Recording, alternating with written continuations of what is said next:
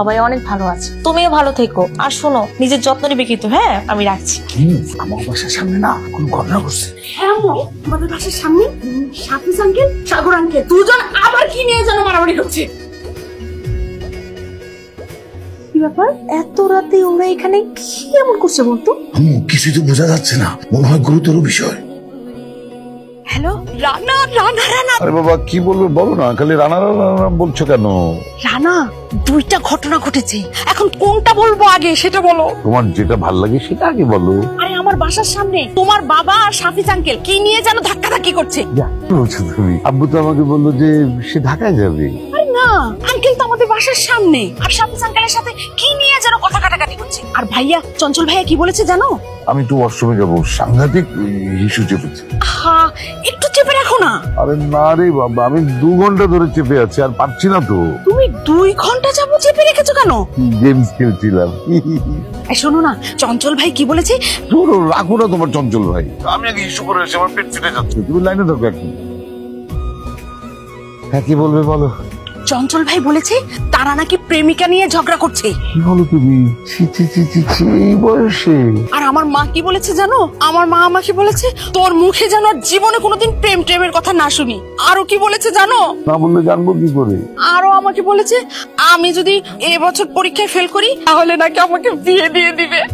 তাই নাকি? শোনো না রানা, তুমি না আমার জন্য একটু দোয়া করো, হ্যাঁ? আমি যেন এবারে পরীক্ষায় ফেল করতে পারি। 100 বার।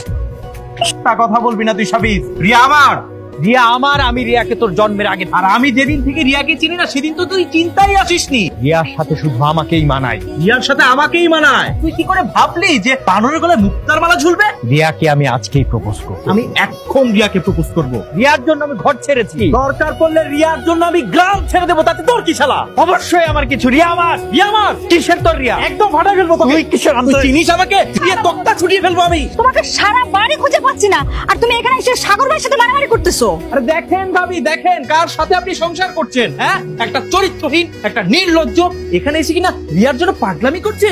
তার আগে তুমি বলো, ঢাকায় যাবার কথা বলে তুমি এখানে কি করতেছো? এই তুমি এখানে কিভাবে আসলে? কোথায় খোঁজ খবর পেলে? আপু আমি বলেছি। বাবা, এই বাবা, সত্যি বলো তো তুমি এখানে কি করছো? কি সত্যি বলবে? সত্যিটা আমি বলতেছি, তোর বাবা আমার প্রেমিকার কাছে চিঠি লিখছে, ওইটা আমি হাতে নাতে ধরেছি। এখন আবার প্রেমিকার বাড়ির সামনে এসে দেবদাস আসতেছো। আজকে তোমাকে ছুটাইতেছি দেবদাসগিরি। বাবা চল তো বাসা।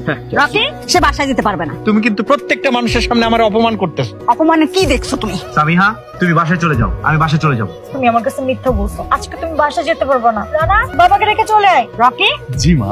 চল বাড়িতে চল। আজকের পর থেকে তোর বাবা না। সে দুটি বাবা ছি। রবি বন্ধু টাটা। আজ থেকে এও তো বাবা না। তাহলে আমার বাবা কি আম্মু? আরে তোর বাবা, কিন্তু তুই চাচা বলে ডাকবি। চল। আচ্ছা ঠিক আছে, তাহলে আজকে থেকে আমি আব্বু চাচা বলে ডাকবো। ঠিক আছে আব্বু চাচা। তো আব্বু চাচাই বলে ডাকো না। তোমাকে তো খাইয়ে খাইয়ে শুধু আমি বড়ই করেছি, কিন্তু মানুষ করতে পারিনি। বাবাকে কট খাইয়ে দিলে তুমি। তোমাকে চিকন চালের ভাত খাইয়ে আমি শুধু শুধু পেটটা মোটা বানিয়েছি। পেটের মধ্যে তো কোনো বুদ্ধি নেই তোমার। তোর জন্য আমার এতগুলো ঝামেলা হইলো। তুই কথা বলবি তো মার খাবি সাবিত। তুই কিন্তু আমাকে চিনিস না।